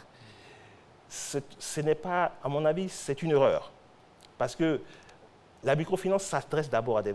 Une microfinance n'a pas vocation à être une banque. Vocation à être une banque. Une microfinance peut effectivement amener des personnes, amener des richesses, et ces personnes-là, étant devenues plus à l'aise financièrement, peuvent se diriger vers des banques. Mais on constate que de plus en plus, les gens se sentent à l'aise dans les microfinances. On a des chefs d'entreprise qui préfèrent aller créer un compte dans des microfinances. Et comment les banques le prennent?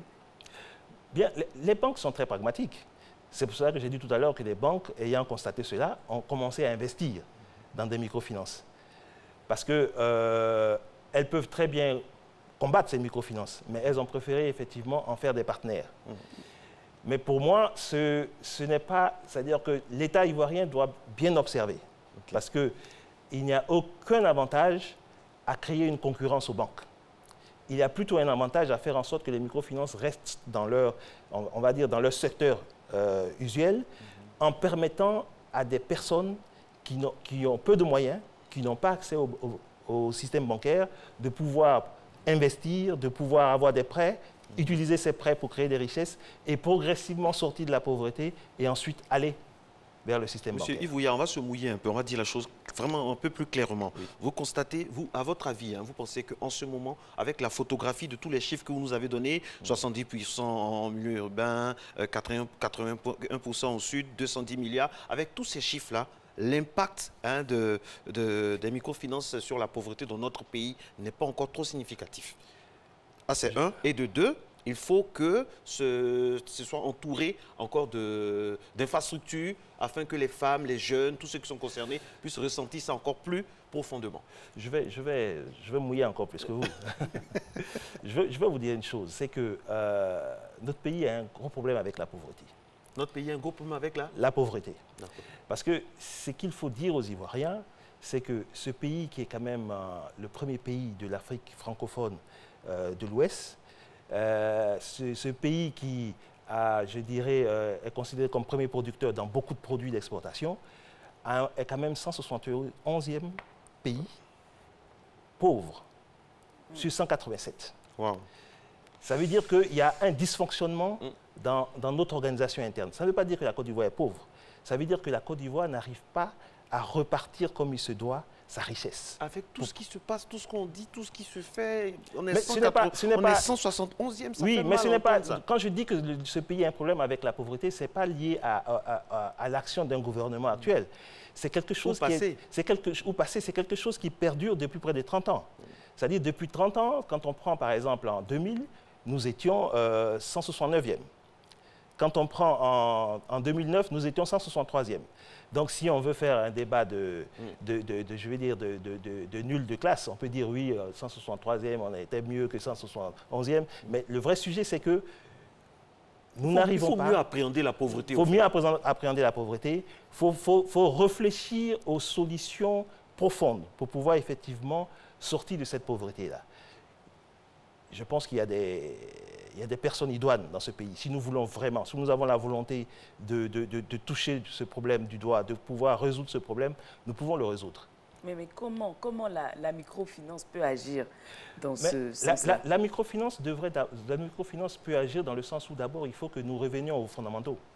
C'est-à-dire que cette microfinance qui existe déjà et qui est urbaine, qui compense, je dirais, dans la ville, les insuffisances des banques et des services financiers, elle a sa place. On n'y touche pas. Mais la microfinance doit repartir vers les ruraux, doit repartir vers la base où la pauvreté se trouve. Et je vous prends au mot, et en leur donnant les moyens, des infrastructures, afin que le petit, entre guillemets, qu'ils ont, ils puissent vraiment l'utiliser sur eux et non sur des choses imprévues, par exemple, aller un peu plus loin pour se soigner ou bien d'autres choses. Exactement. Donc, et la microfinance qui est axée sur les pauvres, les clients pauvres, comment elle peut assurer une viabilité? Bien, la microfinance qui est axée sur les clients pauvres, c'est que quand on prête de l'argent à une personne, vous avez des femmes qui ont parfois besoin de 10 000 francs. Moi, je peux vous donner un exemple concret. On avait, ça c'était à titre personnel, on avait un projet dans le manioc. Nous avons, un chargement coûtait 100 000 francs à l'époque. C'était en quelle année? C'était en 2011. OK. Pour un simple chargement de 100 000 francs, je peux vous dire qu'il a fallu 10 femmes. Même il y a eu 20 dans des cas, pour pouvoir avoir accès à ce chargement de 100 000 francs. Mais c'est un signe de pauvreté réelle. C'est-à-dire que les femmes ne pouvaient pas avoir plus de 5 000 francs ou de 10 000 francs pour pouvoir effectivement acheter du manioc, pour pouvoir faire de la kéké que nous mangeons tous les jours en Côte d'Ivoire. Et quand on a des situations comme ça, ça veut dire qu'il faut effectivement que ces microfinances aillent vers ces femmes. Parce que ce qui ne se dit pas, c'est que quand ces femmes n'ont pas ces moyens, elles se tournent vers des usuriers qui vont leur fournir du manioc à des taux exorbitants. Donc elles ne peuvent jamais, à partir de la kéké qu'elles produisent, pouvoir effectivement créer des richesses et pouvoir se sortir de la pauvreté. Donc il est important que les microfinances, certaines microfinances, les plus nombreuses, se tournent vers ces ruraux, vers ces personnes qui sont complètement démunies, qui ont des idées, qui ont la force de travail, mais qui n'ont aucun moyen pour pouvoir qui n'ont vraiment pas accès à aucun service financier, pas accès aux banques. Il y a des endroits où la seule banque est peut-être à des kilomètres. Mais il y a des villes qui n'ont même pas de banque. Qui n'ont même pas de banque, imaginez. Donc vraiment, on pense à toutes ces femmes-là, toutes ces braves femmes de notre pays qui ont envie. Et parfois, vous l'avez dit, les sommes sont dérisoires. Il y a des femmes qui ont besoin de 8 000 francs, de 5 000 francs, de 10 000. Et on espère franchement que cela pourra se faire afin que l'évolution de notre pays se concrétise, hein, parce que les microfinances, pour terminer, M. Yves Ouya, c'est un passage aussi vers le développement. C'est un passage vers le développement. Parce que de toutes les manières, quand on a un pays en voie de développement, quand on a un pays dit pauvre, on est obligé de s'intéresser à sa population pauvre, à sa population qui est exclue de tout ce qui est services financiers. Donc dans ces conditions, c'est la responsabilité de l'État de favoriser ces microfinances, de telle sorte qu'elles puissent toucher ce pan de la population pour pouvoir amener un peu plus de richesse au niveau des Ivoiriens qui sont démunis. Merci beaucoup, M. Yves Ouya. Je rappelle que vous êtes consultant financier avec vous. Nous parlions des microfinances. Quel impact sur la pauvreté? Nous, on espère qu'on a eu un impact sur votre matinée, n'est-ce pas, Nessie? Effectivement, on a eu un impact sur votre matinée. Et pour avoir un meilleur impact, restez RTI 1. À demain.